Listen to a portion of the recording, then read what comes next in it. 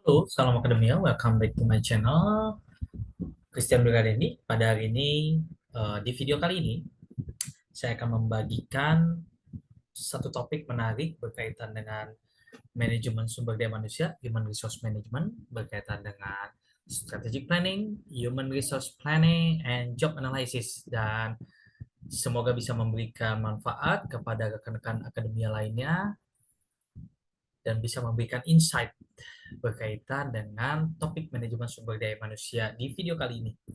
Dan teman-teman, Bapak Ibu, dan rekan-rekan sekalian, hal yang pertama yang ingin saya bahas berkaitan dengan what does this picture mean? Dan di kali ini, kalau Bapak Ibu dan rekan-rekan melihat ini adalah suatu job vacancy ya. Saya ambil satu contoh dari Google dan kenapa ini dimunculkan karena ini berkaitan dengan bagian dari job description, job specification, dan nanti kaitannya dengan job analysis yang hari ini kita akan bahas. Dan tema pembelajaran kita pada hari ini berkaitan dengan strategic planning, human resource planning, and job analysis. Dan seperti yang diketahui, Bapak Ibu, teman-teman rekan-rekan akademia lainnya, di pembelajaran kita hari ini ada 3 subtopik yang menekankan the importance of strategic planning and human resource planning, the importance of succession planning, dan bagaimana Bapak dan Ibu rekan-rekan akademia mampu menjelaskan job analysis, describe the types of information required for job analysis.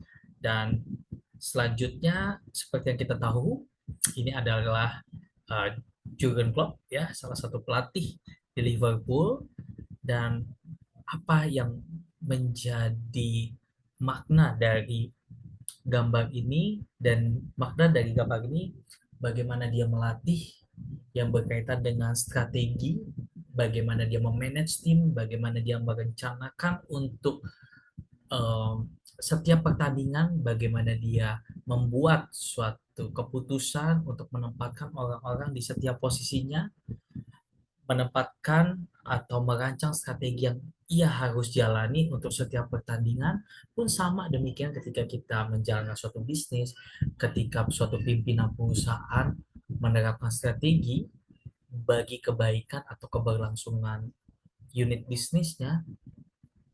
Dan hari ini kita belajar bagaimana mempersiapkan strategi untuk menghadapi pesaing, untuk menggrab market, ya, mendapatkan consumer dan lain sebagainya. Nah, yang akan kita lakukan atau pendefinisian dari strategic planning itu seperti apa? Ya, strategic planning yaitu the process by which top management determines overall organizational purposes and objective and how they are to be achieved. Jadi, strategic planning adalah bagaimana atau proses yang dilakukan top management. Ya, kita udah belajar mulai dari low management, staff, gitu ya, middle management sampai dengan top management.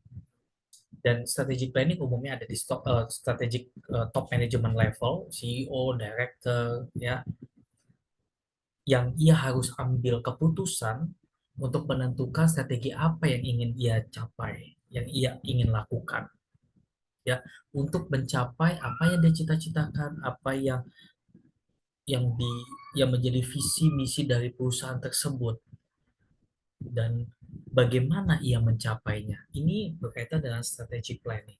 Dan kemudian yaitu succession planning. Planning planning to have the right people on the bus at the right time. Jadi Bapak dan Ibu, rekan-rekan akademia lainnya, ketika kita berbicara mengenai succession planning, yaitu kita berbicara siapa yang akan meneruskan ini.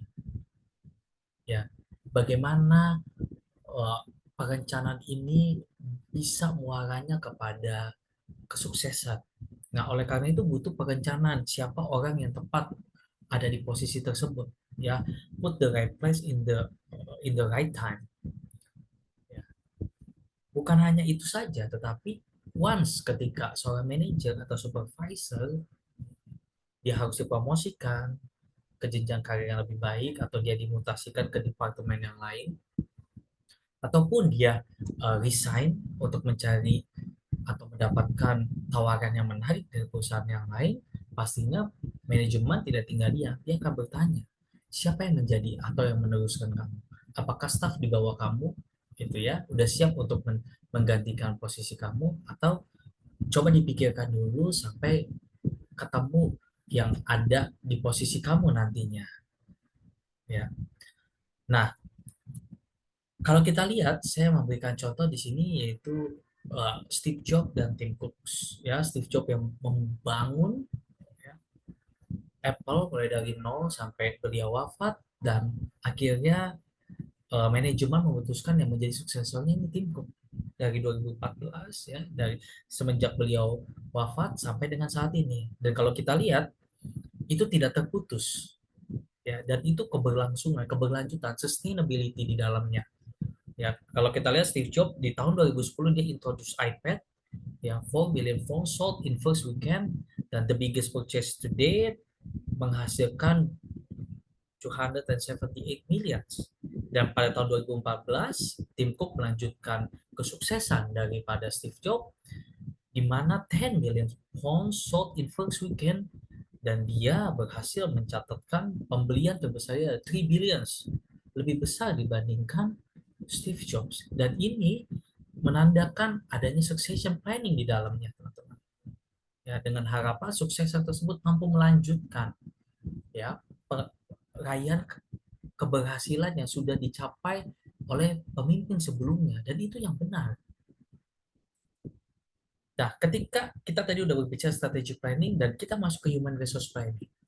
Nah, human resource planning adalah adanya kesinambungan antara strategic planning. Jadi jangan sampai planning yang sudah ditetapkan oleh CEO kemudian diterjemahkan kepada human resource manager, misalkan seperti itu, ini harus inline dan jangan sampai malah keluar dari jalur. Ya, ketika misalkan perusahaan ini ekspansi, bukan hanya misalkan di Indonesia, tetapi levelnya ASEAN ataupun mancanegara, Euro, Australia, Afrika, dan lain sebagainya. Nah, tugasnya Human Resource Manager adalah mensupport apa yang menjadi strategi dari organisasi, apa yang menjadi tujuan visi misi dari organisasi. Dia membuka lapangan pekerjaan, dia menawarkan beberapa lowongan pekerjaan, dan memasukkan karyawan tersebut sesuai dengan posisi masing-masing, sesuai dengan kapasitas kompetensinya masing-masing.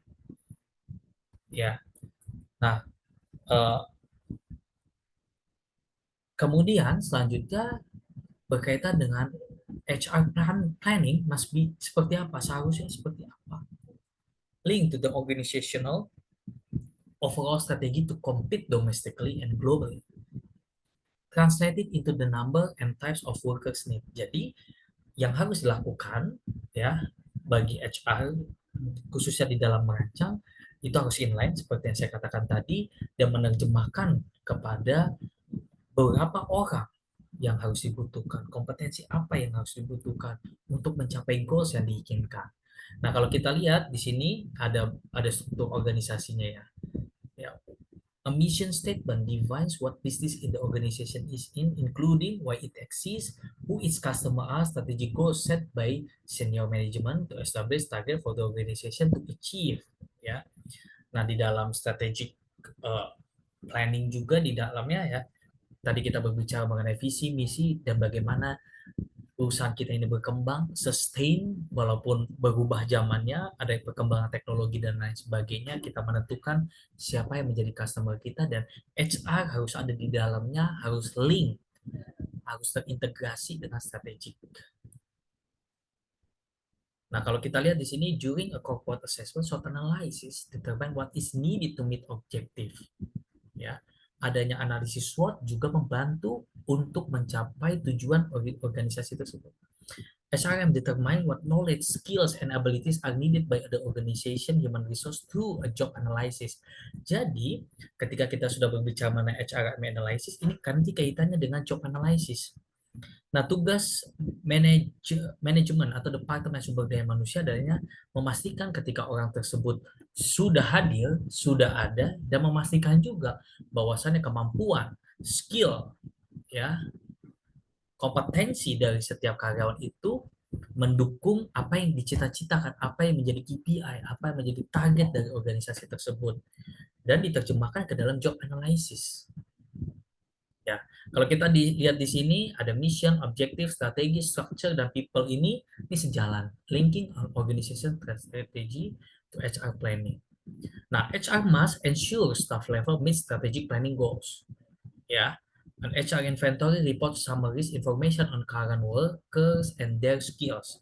HRIS atau Human Information System di dalamnya proses employee information quickly generate analysis and reports and provide compensation and benefit support. Jadi, Bapak Ibu, rekan-rekan akademia lainnya berkaitan dengan HR planning di dalam setiap organisasi pasti mempunyai sistem informasi untuk mendukung kinerja dari manajemen sumber daya manusia, yang mendukung departemen sumber daya manusia. Untuk apa? Untuk menilai.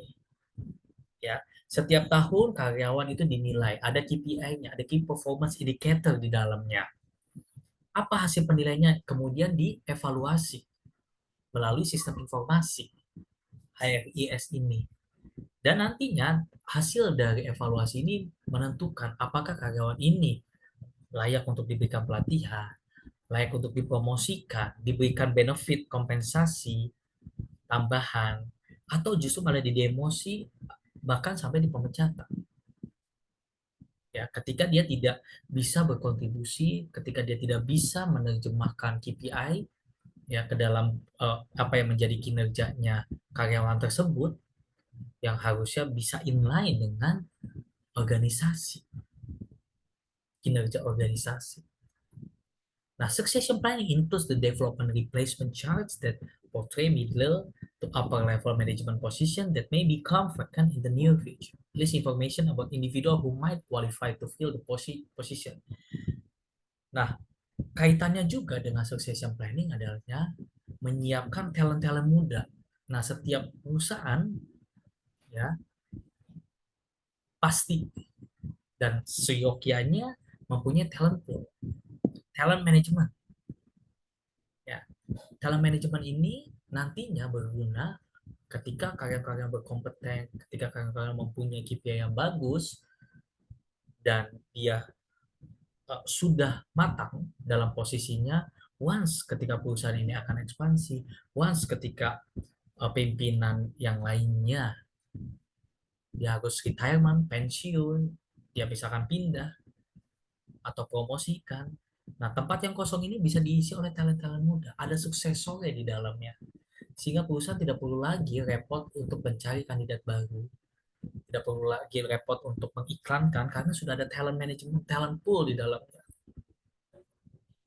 Nah, HR must forecast juga staff requirements untuk melihat kira-kira tahun depan siapa nih yang akan pensiun. Jadi setiap tahun pasti perusahaan mempunyai manpower planning. Dia akan melihat berapa orang yang akan pensiun di tahun depan, berapa orang yang akan promosi di tahun depan.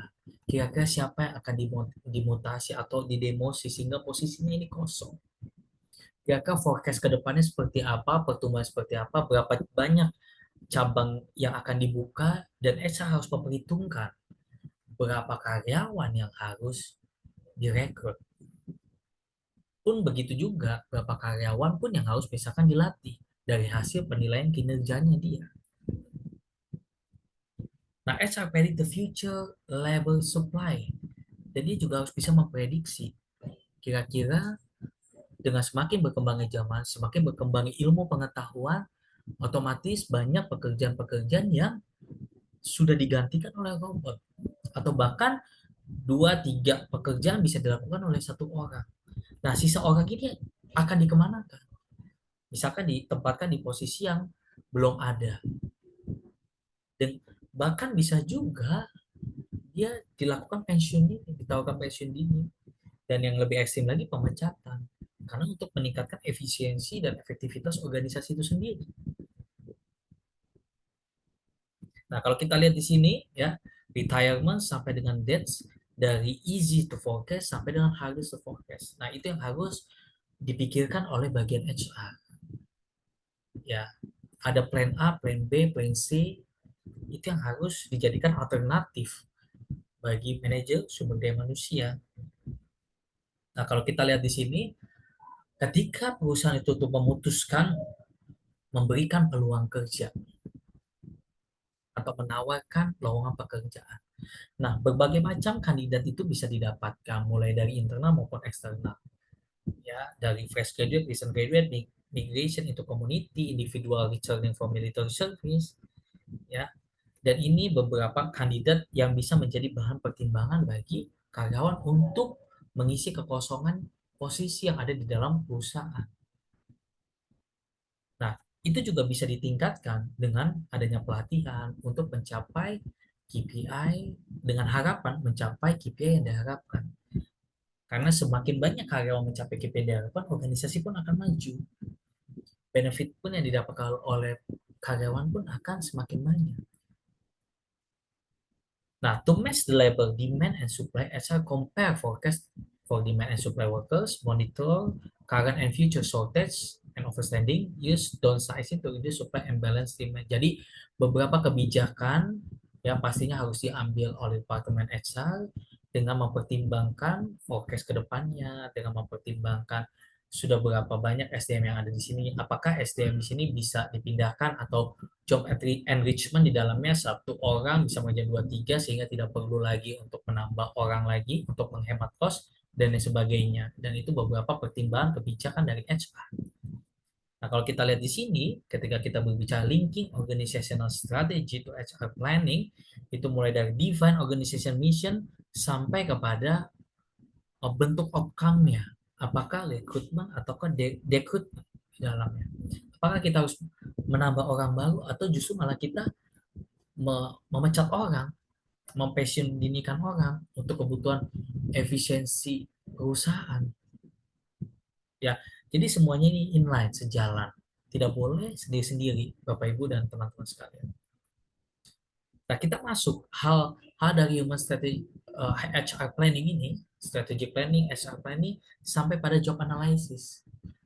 Ya, sampai pada job analysis untuk memetakan masing-masing deskripsi, masing-masing KPI target dari karyawan itu sejalan dengan apa yang menjadi tujuan dari organisasi, tujuan dari perusahaan tersebut. Job analysis, it defines and documents the duty, responsibility, and accountabilities of a job and the condition under which a job is performed.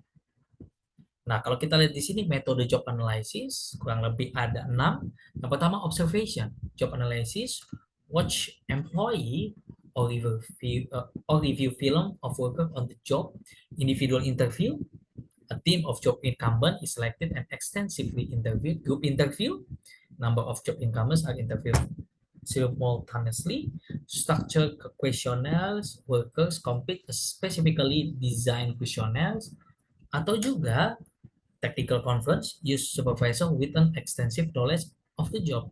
Dan terakhir, diary, job incumbents record the daily activities. Itu adalah beberapa metode untuk menganalisa pekerjaan, job analysis method. Ya. Nah, kalau kita lihat di sini, understand the purpose of job analysis, the roles job in the organization, benchmark position, determine how to collect job analysis information, seek clarification, develop draft, sampai kepada review draft with supervisor. Jadi Bapak dan Ibu rekan-rekan semuanya, ketika kita menerjemahkan job analysis ini, kita harus mengetahui dulu apa yang menjadi strategi, apa yang menjadi tujuan dari organisasi dan kepentingan dari job analysis tersebut. Kemudian kita benchmark position, kita collect informasi sebanyak-banyaknya. Saya ambil contoh misalkan, apakah diperlukan IT spesialis, apakah diperlukan social media spesialis, ya content creator.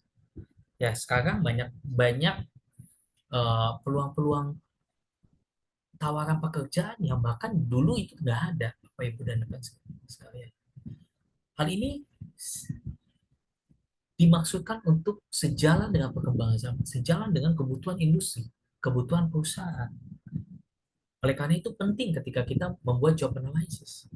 Nah, isi dari job analysis ini yaitu job title, job identification, job duty, job specification. They are critical to describing job candidates, guiding new hires, developing performance evaluation criteria, dan evaluating job compensation work. Jadi ketika kita bikin job analysis, di dalamnya udah banyak ya, Bapak Ibu. Job description, job specification, klasifikasi apa, orang yang seperti apa yang harus masuk di dalamnya. Sampai kepada ketika orang tersebut masuk, sudah ada nih lembar penilaiannya, monef penilaiannya, rubrik penilaiannya. Apakah orang ini berkinerja dengan baik atau tidak? Developing performance evaluasi kriteria. Jadi di saat akhir tahun, Kalau itu akan dinilai, akan diakses, apakah memang sudah memenuhi standar atau belum. Nah, kita lihat di sini, almost all HRM activities are tied to job analysis.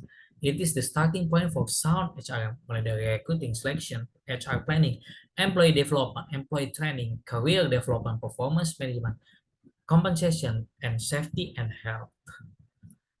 Nah, job design ketika kita merancang yang bagian dari job analysis ini, be organized. Job design is how position and its tasks are organized. Be organized to provide a sense of purpose and accomplishment.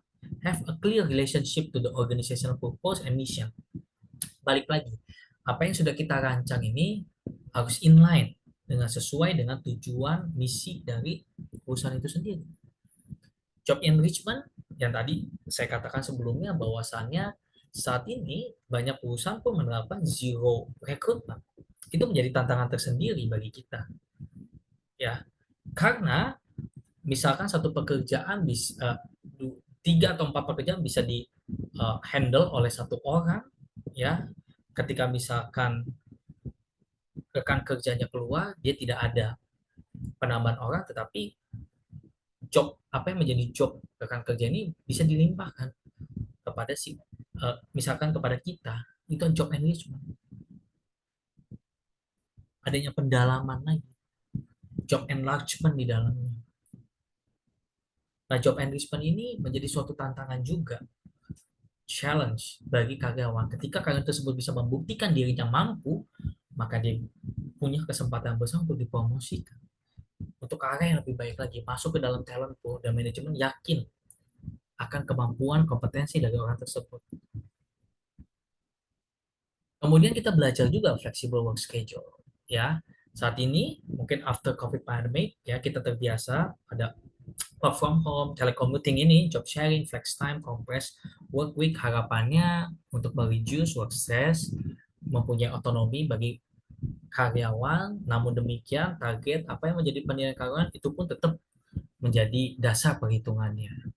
Nah, kalau kita lihat di sini job design and tips effective work teams, harapannya ketika kita membuat atau merancang pekerjaan, kita bisa bekerja sama antar tim. Adanya kolaborasi, adanya koordinasi, adanya komunikasi, ada teamwork di dalamnya untuk mencapai apa yang diinginkan oleh perusahaan. Layaknya sapu lidi. Kalau lidinya cuma satu, nggak akan bisa berfungsi dengan baik. Tetapi ketika kita bersama-sama, kita achieve more. Oke, ini beberapa case study. Five this job used to not exist, now exist because of the times, ya. Beberapa pekerjaan yang sekarang ini sudah mulai banyak, yang bahkan dulu tidak terpikir. Content writer, social media specialist, YouTube content creator, search engine optimization specialist, dan podcast producer. Ini beberapa this job used to not exist, now exist because of the time. Dan ini bisa menjadi kesempatan bagi rekan-rekan sekalian dan menjadi tantangan untuk meningkatkan knowledge, kompetensi, dan skill bagi rekan-rekan akademia lainnya. Oke, mungkin itu yang bisa saya sampaikan pada materi pembelajaran hari ini berkaitan dengan strategic planning, human resource planning, dan job analysis. Semoga bisa membantu dan bermanfaat bagi Bapak dan Ibu serta rekan-rekan akademia lainnya. Terima kasih dan selamat menonton video-video saya selanjutnya. Dan salam akademia.